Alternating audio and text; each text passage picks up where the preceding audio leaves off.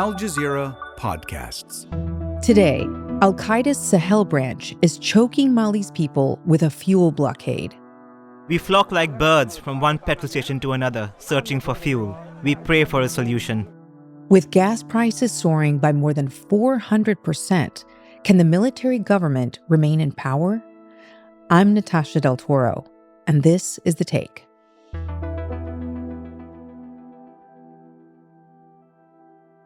Hi, before we continue with today's show, don't forget to leave us a comment and let us know what you think about today's episode and what kinds of stories that you'd like to see us do next. Or if you're on the podcast app, let us know where you're listening from and leave us a 5-star review while you're there. It helps people find the show. I'm Beverly Ochieng. I'm a senior analyst covering the Francophone region with Control Risks based in Dakar. Beverly, it is such a pleasure to have you here with us on The Take today. Before we get into the wider politics in Mali, I want to start right in the capital, Bamako, which is currently besieged. What began as retaliation after Mali's military banned fuel sales in rural areas has become a full-blown blockade. An al-Qaeda-affiliated group has imposed an economic siege on the capital, cutting off trade and fuel, choking Bamako's lifeline. Mali is a landlocked country, which means that supplies need to come by land via foreign ports. Almost all of Mali's oil comes through Senegal, where you are, and from the south through the Ivory Coast.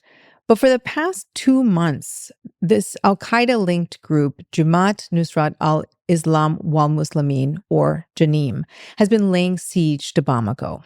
They're choking off access to roads, disrupting supply routes, and essentially trying to destabilize the government by tightening a noose around the city. So maybe we could just start out by giving us the basics, bring us up to speed on what's happening there. So yes, as you said, JANIM has been blockading or putting an embargo on fuel supplies going into the capital of Mali, Bamako. They closed off 2 towns in the western region of Kai, the Kai town itself, as well as Nuero du Sahel. And then they started attacking fuel trucks that were coming in through the Senegalese border, as well as the Ivorian border. They were threatening economic operators who are said to be linked with the government in Mali. They weren't very specific at the start. For the most part, it was local operators. It was a way of entrenching control over key strategic routes. These are the lifeline of the capital, where they receive not just fuel, but other commodities. But fuel has obviously become quite a big leverage in recent weeks, particularly as it continues its offensive against a military-led government that has been there for the last 5 years. So we have shortages of fuel in the capital, even though the military has been able to secure some supplies into Bamako in the last couple of days. There has been commodity shortages, prices have gone up, electricity outages have extended for many hours in the capital. In the Mopti region, the reports are that power has not been available for about a month now. Schools were closed for 2 weeks, but then they resumed, and things seem to be only stabilizing very, very in a fragile state because those fuel supplies do not match up the daily stock. I understand there's even oil tankers that are sort of burnt on the main roads. Al-Qaeda fighters are burning fuel trucks as supplies run out. The junta insists everything is under control. Yet, transport companies have been accused of paying Al-Qaeda fighters to move their trucks. None will admit it on camera. People here don't want us to film, but this is an improvised pit stop for Malian truck drivers. Excusez-moi, il me parle à moi. They've been waiting here not days, but months. Their tanks empty. Ahead for them is a dangerous road or journey into Al-Qaeda territory. Beverly, I'm wondering, how is the military government portraying the situation? So when the offensive started from JANIM, the first thing that they said was that people should not pay attention to the propaganda by militant groups. And it's difficult to give it any credence, given the fact that JANIM's association with Al-Qaeda means that it is an internationally sanctioned terrorist group. However, there's been a heightened information war between both the militants as well as the government. On national television, there is no word on people's hardship, only praise. Headlines celebrating how well the regime under Army General Assimi Goïta is doing, There were restrictions to what was being said, particularly in the local and even in other media outlets about the fuel shortages. The government was quite outspoken on ensuring that they will supply commercial operators as well as residents in Bamako. The closure of the schools was one way of ensuring that they could manage those capacity gaps in availability of fuel, in mobilizing security support for the public. They have continued carrying out airstrikes against the militants. They have publicized those widely. They have ensured that they publicize where fuel is available amid those shortages. And there have been some restrictions on how the media and the public can reflect on how these shortages are having an impact on their day-to-day lives in the capital and beyond. And what are people's day-to-day lives right now like in Bamako? Well, in the last 2 weeks with schools being out, it means that a lot of children, a lot of learners have stayed at home. So that's obviously putting constraints for families who have to then find what kids will have to do when they're not going to school. Business activities have significantly slowed down, not just in Bamako, but even in the towns outside of the main capital. When you can't work, the whole family stops. Everyone suffers.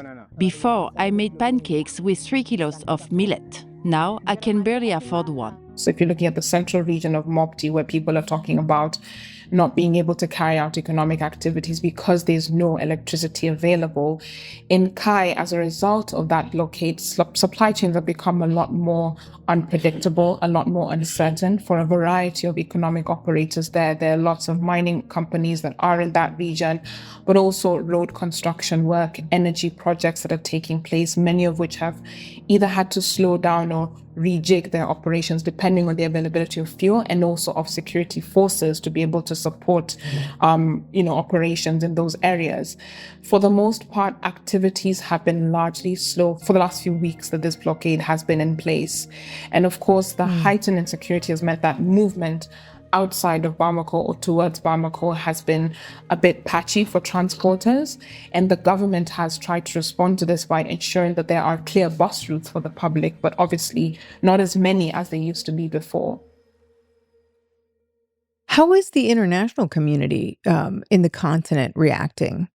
So there was actually an interesting statement from the African Union this weekend. They haven't largely commented on the situation. So for context, Mali, as a result of its military coups in 2020 and 2021, has largely been excluded from ECOWAS, the West African bloc, which suspended it and imposed some sanctions, lifted them later on, as well as the African Union as a result of that military coup. Mali went on to form what it calls the Alliance of Sahel States with neighboring countries, Burkina Faso and Niger. Now, over the course of the blockade, Niger tried to mobilize fuel supplies into Mali. It is an oil producer sending in fuel, but not quite sufficient supplies. On the other hand, with Senegal and Cote d'Ivoire, despite the break from ECOWAS, they do remain economically strategic for Mali as a landlocked country. So fuel supplies have not been able to move beyond the border, largely because of insecurity. There hasn't been any concerted counterinsurgency effort by the three countries, primarily because of strained relations, in particular between Mali and Cote d'Ivoire, for instance. However, the African Union statement, it has called for global consideration and for global attention. Whether that will happen is one to watch and see. And I guess, who is the public blaming for this situation? I mean, is this lessening the legitimacy of the current government there? So for the militants, the aim is to be able to reduce the credibility of the military-led government.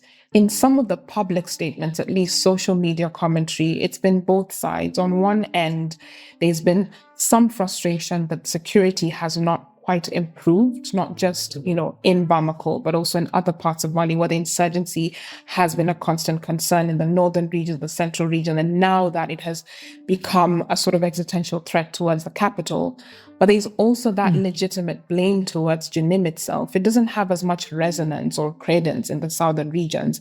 And that's one of the things that Janim is trying to undercut. So its statements have called for the public to stop collaborating with the military because of an understanding that public support for the military in the south has always been a mainstay. Whether that's going to put enough pressure for there to be, for instance, further delegitimizing of the military-led government is what's unclear. But then the response by the Malian government, ensuring that there's fuel in Bamako, ensuring that schools are able to resume, is one way of at least limiting the threat that socioeconomic grievances are likely to pose to its legitimacy and its stay in power, especially after the military leader, Assimi Goïta, extended his stay for an indefinite period earlier this year. And so I understand that there's really a real issue around the distribution of resources. I mean, there are limited resources.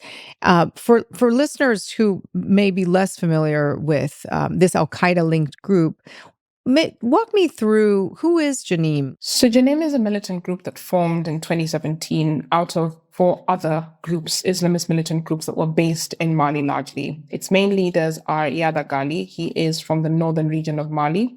And then the deputy is Amadou Koufa, who comes from the central region. Because of those affiliations, they have largely recruited from their respective communities, and which has given them a foothold both in northern Mali, among the communities there, as well as in central Mali. But then they have spread, this militancy has spread from beyond Mali over the years, and they've been able to either entrench their foothold in other countries like Burkina Faso or Niger. Their main agenda has been often to delegitimize the governments in place. So prior to the military coming into power, they were discrediting the civilian governments in the Sahel for their relationship with the French, the fact that French forces were deployed in the country. They established parallel centers of power through which they're able to carry out illicit activities, through which they're able to enforce and coerce allegiance within the public. They tend to recruit quite widely within those societies because of the vacuum where the government is not present. They present themselves as being an authority. They really do co-opt social grievances, community grievances, whether it's marginalization, whether it's being able to just provide piecemeal supplies. They collect taxes as a way of running a sort of mini administration in parts of central and northern Mali, as well as in other parts of Burkina Faso. They impose blockades in certain towns and then make themselves the de facto authorities of these places. They do want to enforce, in some cases, strict forms of Sharia law, and sometimes they offer what's seen as immediate justice. But ultimately, alongside that, are allegations of human rights abuses, including attacks on civilians alongside security forces, and sometimes other forms of violence, which have fed into a long cycle of violence in central Mali, as well as in other parts of the Sahel. And how has this homegrown group that has no significant economic or logistical backing from abroad managed to fund such an effort that leads the capital to a standstill?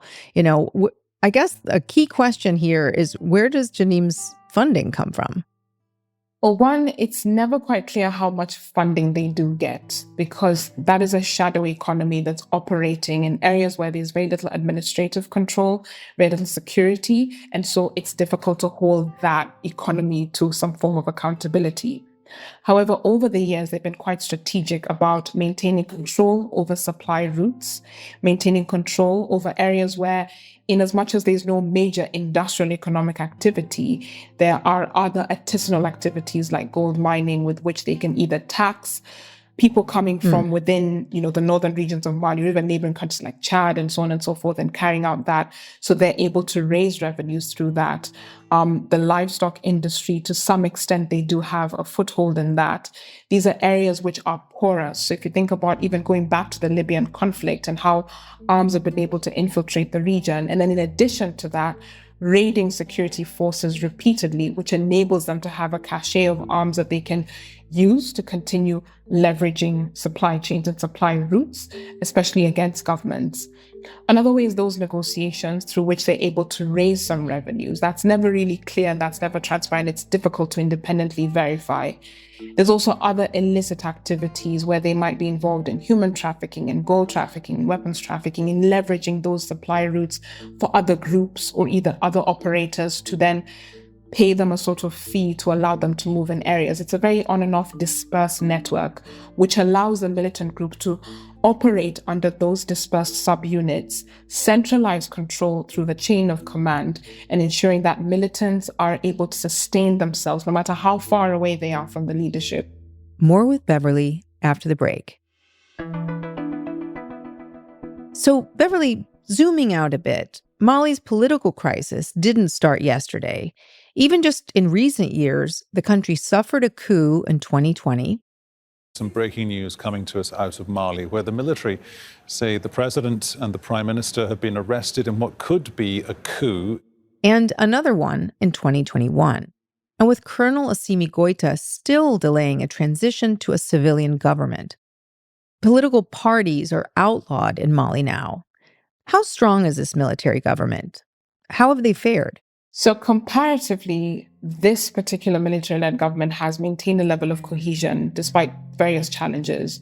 One of the ways they've done that is by ensuring that there's a high level of either cronyism or just maintaining the leadership within. Despite certain differences, particularly the power struggle, which has been reported between Assimi Goïta himself and his number two, who's the defense minister, Sadio Kamara, differences on strategy, particularly with counterinsurgency or where Russian paramilitary is deployed, or even just what happens after the transition and who gets to run for the election as president.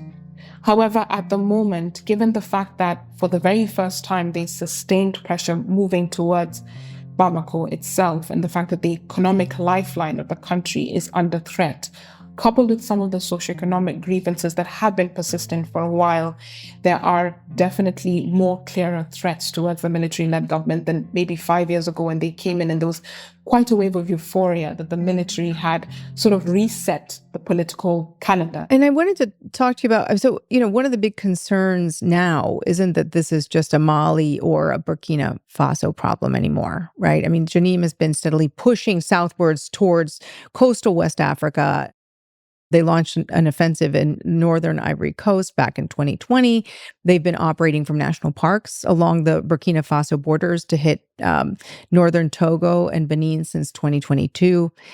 And just this October, they carried out their first attack in Nigeria, killing a Nigerian soldier. How far is this threat spreading? And what does that mean for countries that once thought that they were safely outside the Sahel conflict zone? Well, yeah, I mean, if you're going just by Janim propaganda, their ambition is to be able to have a foothold across the coastal West African states. And they're all about the long game. It's not a thing that they're planning to do by tomorrow or by next week. It could be over the years, depending on the levels of political instability and the capacity of the security forces in the region. Now, there's a few steps that can be taken and that I think the regional community is considering, but they're still under lots of constraints. So, for instance, the Economic Community of West African States, ECOWAS, is taking proactive steps. So, establishing what it calls a counterinsurgency force. They do face a massive funding shortfall and the lack of coordination from the Sahelian countries, which then means intelligence gaps are likely to emanate from that. And Janim is the kind of group that capitalizes on those kinds of inefficiencies to then extend its control and its areas of influence. But yes, it's a concern for the regional community. Within Senegal, when the initial attacks took place in the Kai region, then there were the attacks in July where 7 different posts were fired at by Janim, there were concerns, obviously, in the establishment of an additional gendarmerie unit in the eastern regions of Senegal. And in Côte d'Ivoire, the proactive approach of the government is ensuring that local communities in the north are not easily subdued into joining militant groups. So making sure that economic developments are visible, that they're involved in socio-economic initiatives. It's a variety of responses that is required by institutions and by governments to ensure that there's responsiveness and that communities do not fall sway to Janim. It's not a very easy quest, of course, because military forces continue to be stretched thin. The international community is no longer really heavily investing in counterinsurgency in the region, partly because of the fallout in the Sahel, but also because global priorities continue to shift with Ukraine, with Gaza, and with various other conflicts taking place. And Beverly, I guess I would like to sort of finish our conversation. I want people to really understand, how do you think that we can make sure that the world pays attention to what is currently happening in Mali? Well, one is probably just keeping the story in the front line as much as possible, being able to surface people's voices. You also have to understand it's a very challenging environment in the Sahel, primarily because information space is very tightly controlled. So even being able to get those anecdotes can be difficult. But even reflecting on both sides, how is it affecting people? What kind of response and resilience do we see from the government? And what kind of coordinated support is there ready from the regional community? There are certain blind spots because there's a feeling that Mali is isolated. But I think, for instance, the Ivorian government has really been proactive about making sure that fuel supplies are there. So working with allies to be able to surface those narratives around the fact that there is still consolidated support for Malian people through this. I think having that sustained, consolidated message is really important, and more conversations around what this means, not just for Mali, but also for the regional community, because of the impact it's definitely going to have. I think it's easy to think of these things in terms of migration, because I think when you're doing the EU framing, it's militancy will lead to more migration, but there's a real impact on people's livelihoods, on people not being able to be economically active, on people being frustrated, but not really having choice on what to do about it. And the nuanced coverage, definitely. So those anecdotes from people, surfacing those other narratives around what is at stake for all of these groups, what is on the headlines, who are the people who are involved, what do we understand about their sense of agency?